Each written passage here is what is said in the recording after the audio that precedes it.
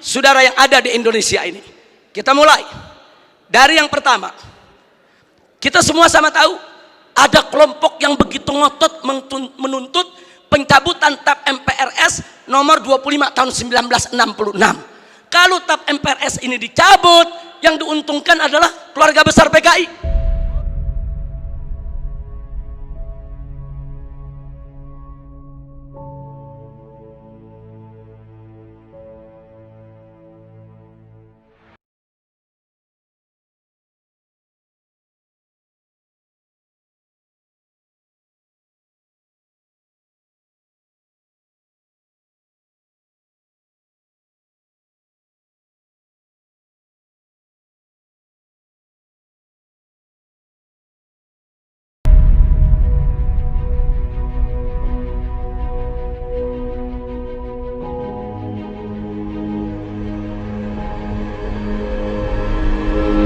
Mari kita lihat indikasi kebangkitan PKI saudara yang ada di Indonesia ini.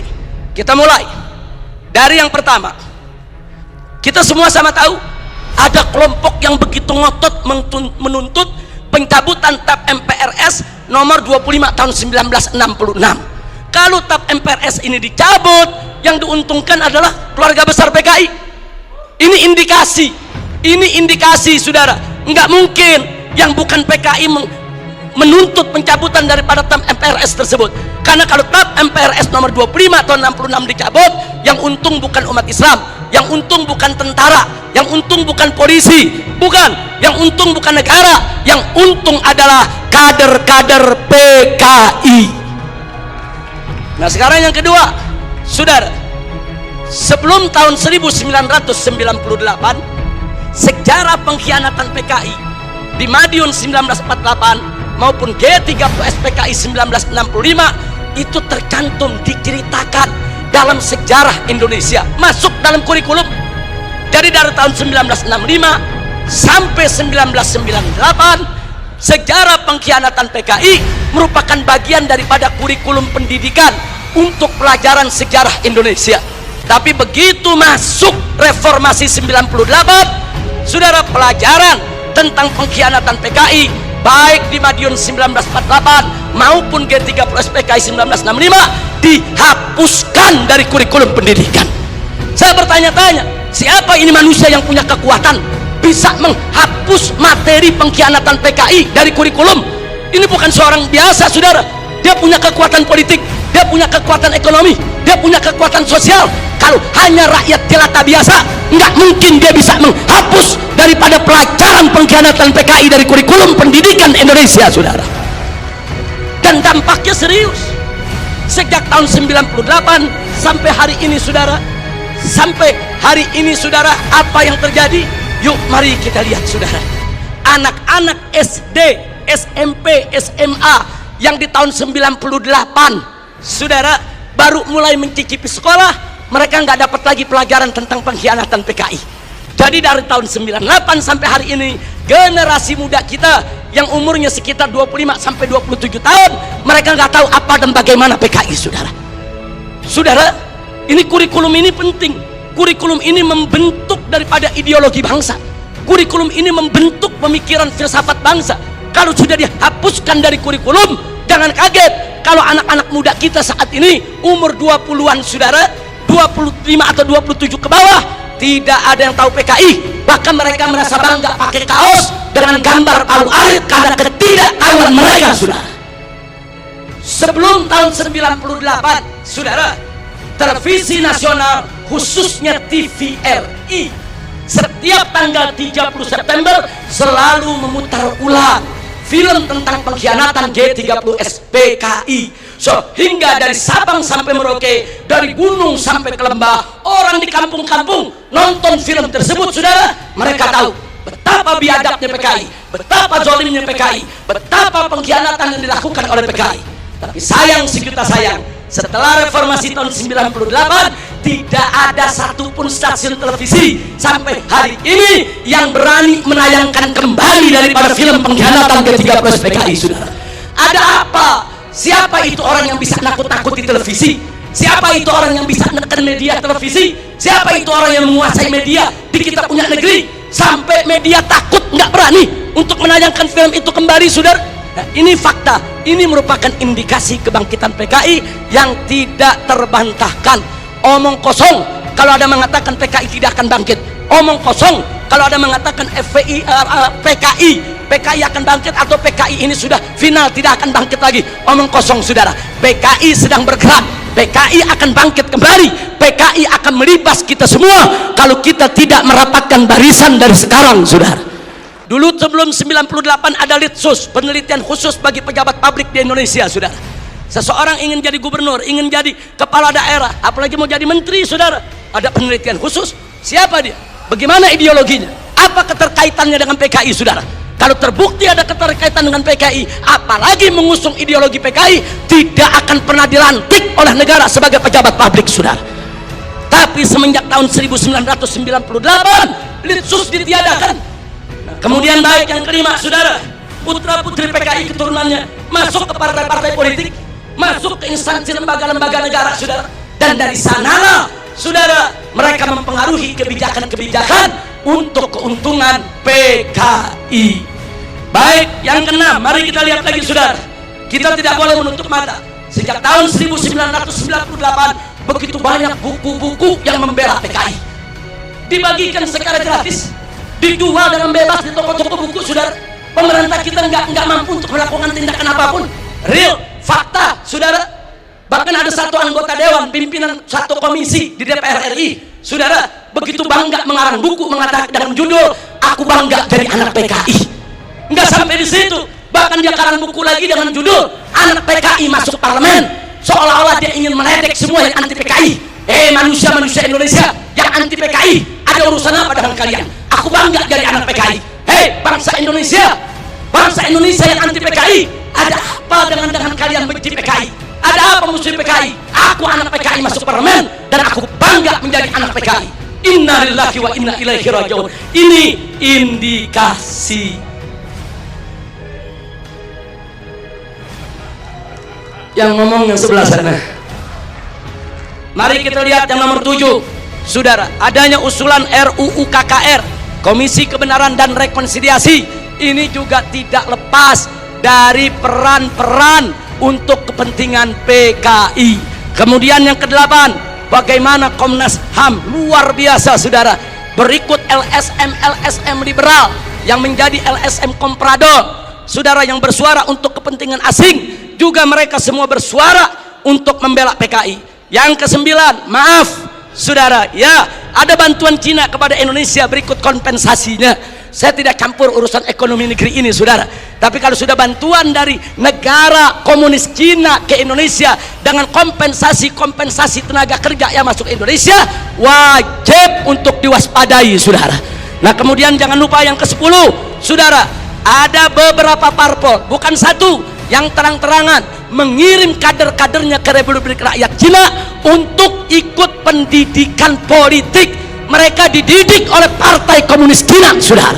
Ada apa? Ya, itu hak partai tersebut, itu hak pribadinya, saya tidak ikut campur. Tapi saya sebagai bangsa Indonesia punya hak untuk mewaspadai partai-partai yang menjalin kerjasama dengan Partai Komunis Cina, saudara. Yang ke-11, di mana-mana ada seminar, ada temu kangen, saudara. Di mana-mana ada temu kangen PKI, seminar PKI, saudara. Sementara, saudara, dari pihak aparat keamanan setengah hati untuk membubarkan mereka, saudara. Berapa kali di Taman Ismail Marzuki mereka menggelar acara, bikin kegiatan, saudara. Ada bentrokan dengan gerakan bela negara, dengan laskar-laskar FPI di beberapa tempat, saudara. Ada apa? Ada lagi anggota-anggota dewan yang merupakan kader PKI menggunakan kunjungan kerja mereka untuk membuka temu kangen kader PKI sebagaimana terjadi di Banyuwangi beberapa waktu yang lalu, sudah. Yang ke-12, pembentukan ormas Orsospo yang berafiliasi kepada PKI, pemutarbalikan sejarah PKI dan lambang PKI, saudara. Saat ini di kalangan selebritis kaum muda, dan maaf, sampai Menko Polhukam, maaf, harus saya sampaikan, saudara. Begitu kami protes adanya kaos-kaos berlogo PKI, Pak Menko mengatakan, saudara, tentara dan polisi tidak usah over, jangan berlebihan. Jangan kalau ada logo PKI dianggap PKI. Ini kan cuma tren anak muda. Logo PKI itu termasuk sosialisasi lambang PKI. Itu dilarang, saudara, oleh TAP MPRS nomor 25 tahun 66, dilarang juga oleh Undang-Undang nomor 7 tahun 27 tahun 99, dilarang juga oleh TAP MPR RI nomor 1 tahun 2003, dan dilarang oleh KUHP pasal 107 A, B, C, dan D serta E, saudara. Nggak bisa. Kalau itu sudah masuk larangan, seorang Menko Polhukam tidak berhak melindungi logo Palu Arit hanya dengan alasan itu adalah tren kaula muda, saudara. Takbir, Allahu Akbar, merdeka.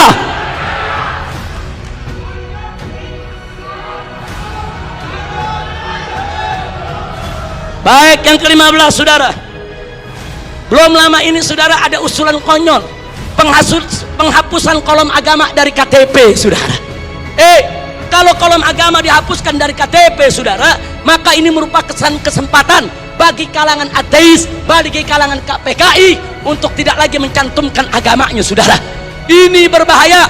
Ini merupakan indikasi kebangkitan PKI. Baik, yang ke-16, saudara.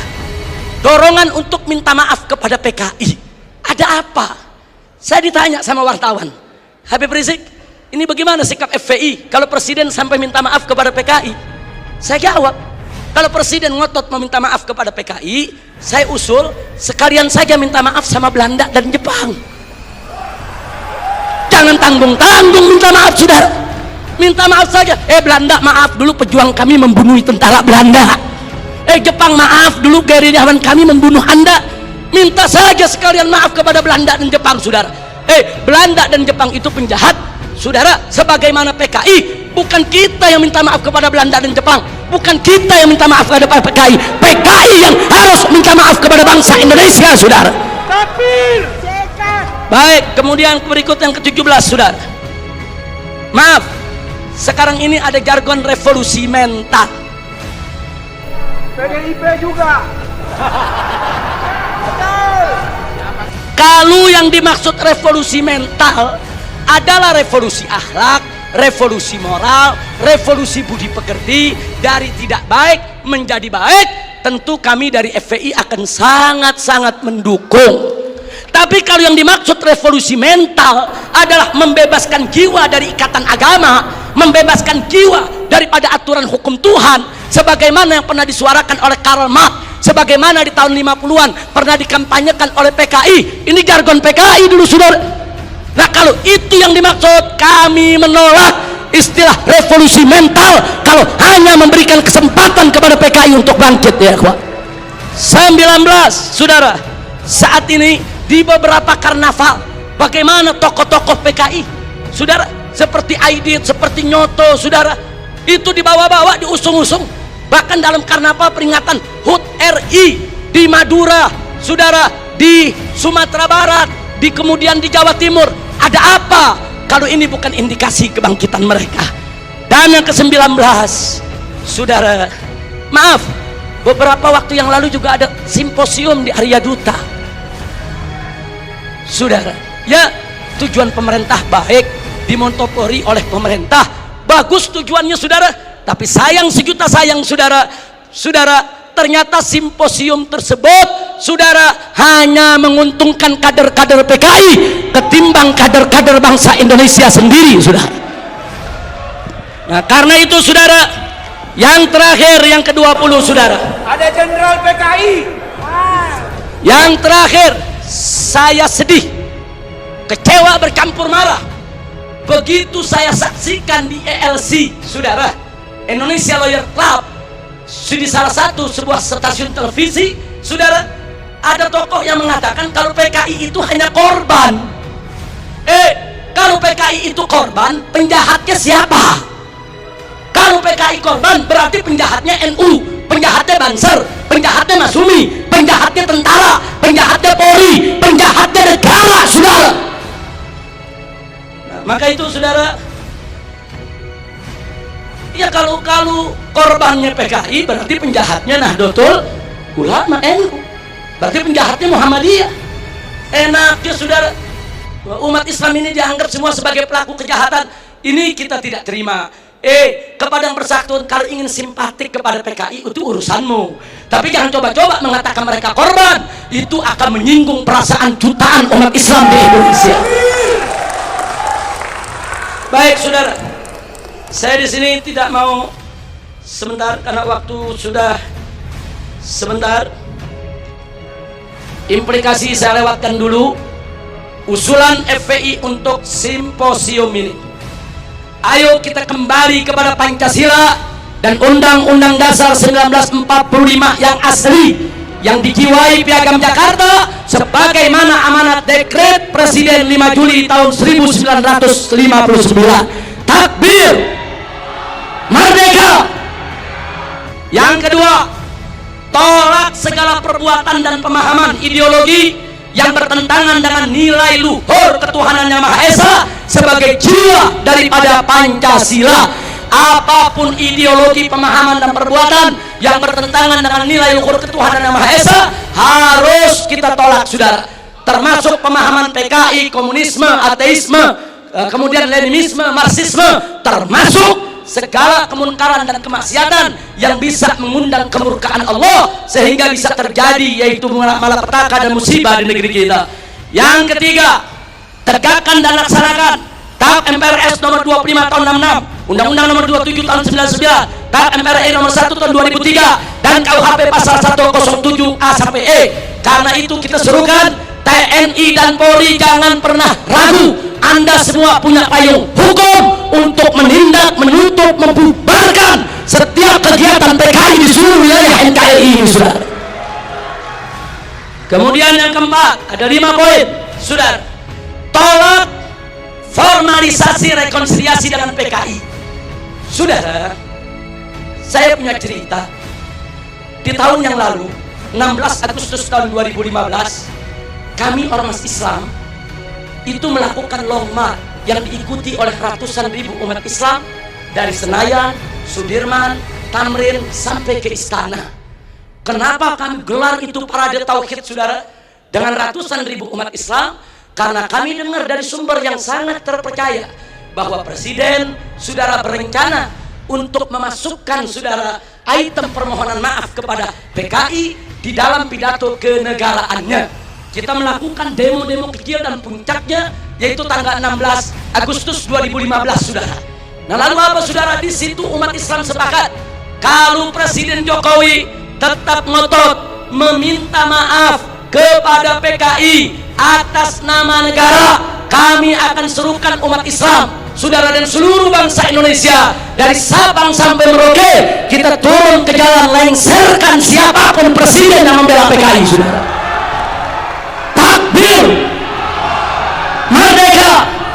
Nah kenapa kami tolak formalisasi rekonsiliasi dengan PKI? Karena akan membuka luka lama sejarah dan bisa membuka pintu fitnah yang berbahaya. Yang ingin saya berbagi cerita, saya diundang oleh Menko Polhukam di rumahnya. Kami diajak dialog soal PKI. Saya tanyakan langsung kepada beliau, apa betul Presiden tetap akan minta maaf kepada PKI? Beliau saat itu memberikan jaminan, Habib, Presiden tidak akan minta maaf kepada PKI. Kalau sampai saya menyetujui itu, beliau tunjuk pengawalnya di sebelah Kopassus. Ini anak buah saya Kopassus akan tembak kepala saya. Terus saya tanya lagi, saudara, kepada beliau, baik, tapi saya dengar Anda dapat tugas khusus dari Presiden untuk mencari formulasi rekonsiliasi nasional berkaitan dengan PKI. Nah, beliau jawab betul. Jadi beliau tidak menafi, saudara, betul.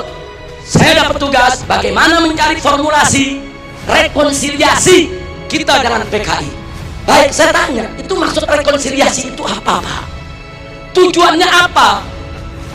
Apa tujuannya? Oh, dikatakan supaya tidak ada dendam di antara kita, supaya kita hidup damai. Oh, kita tolak, saudara. Tidak perlu rekonsiliasi yang formal. Sebab, saudara, rekonsiliasi secara alami telah berjalan di tengah masyarakat antara PKI dan bangsa Indonesia, saudara. Artinya hari ini seluruh kader-kader PKI, keturunan PKI sudah mendapatkan hak sosialnya, hak sipilnya, hak budayanya, hak politiknya, hak ekonominya. Mereka minta apa lagi? Mereka jadi pejabat bisa, jadi pengusaha bisa. Mereka udah nggak diganggu oleh umat Islam, saudara. Itu rekonsiliasi alami, saudara. Tinggal kita minta kepada keturunan PKI tersebut, silakan kalian berkarya, silakan kalian ini berkarir, silakan kalian berjuang untuk bangsa ini. Tapi satu syarat, kami tidak akan ganggu kalian jadi pejabat, jadi bisnismen, jadi pengusaha. Tidak. Tapi syarat, jangan lagi bangkitkan ideologi komunis, jangan lagi bangkitkan partai komunis di Indonesia. Nah, tapi sekarang mereka minta lebih, mereka minta partai komunis dipulihkan kembali. Dan lebih kurang ajarnya lagi, saudara. Mereka minta negara minta maaf kepada mereka. Ini rekonsiliasi macam apa? Maka itu rekonsiliasi yang diformalisasi oleh pemerintah, saya khawatir ini akan membuka luka lama sejarah, dan ini bisa membuka fitnah yang sangat berbahaya, saudara. Makanya tepat yang dikatakan oleh Kiai Haji Salahuddin Wahid, cucu daripada saudara pendiri Nahdlatul Ulama beberapa waktu yang lalu, kalau presiden pemerintah ini sampai minta maaf kepada PKI, akan melukai seluruh perasaan daripada warga NU. Dan saudara, lebih telak lagi yang disampaikan oleh anggota Dewan Pertimbangan Presiden, yaitu Kiai Haji Hasim Muzadi. Beliau sampaikan langsung kepada Bapak Presiden, kalau Bapak minta maaf kepada PKI, bukan hanya NU yang terlukai, seluruh umat Islam bangsa ini akan terlukai. Ini bahaya, ini negeri udah damai, udah tenang. Kita nggak ribut-ribut lagi soal PKI, saudara. Kenapa mau dikorek-korek lagi luka lama, saudara? Nah, karena itu, saudara, kalau ada usulan bongkar itu kuburan massal yang isinya PKI, apa seluruh kuburan mau dibongkar? Kuburan kiai-kiai, santri-santri, saudara, umat Islam yang mereka sembelih, apa semua mau dibongkar? Apa semua juga mau dibangkitkan kembali, yaitu luka lama yang sudah ada? Ini pertimbangan tidak rasional, saudara. Karena itu kami dari FPI menolak formalisasi rekonsiliasi dengan alasan apapun, saudara. Tapi kami menerima kader-kader keturunan PKI saat ini dikembalikan hak sosialnya, hak ekonominya, hak politiknya, saudara. Kita terima, mereka bangsa kita, mereka saudara kita. Silakan hidup bersaudara berdampingan dengan kita, dan mereka harus tunduk kepada Pancasila, jangan lagi menghidupkan daripada komunisme. Sebagai penutup yang kelima, saudara, saya ajak semua yang ada di sini untuk menyerukan jihad konstitusional secara nasional melawan semua gerakan komunis dan neolib untuk selamatkan keutuhan negara kesatuan Republik Indonesia, saudara. Takbir, Allahu Akbar, merdeka. Itu saja yang bisa saya sampaikan. Hadirin Allah, iyyakum wa siratal mustaqim. Wassalamualaikum warahmatullahi wabarakatuh.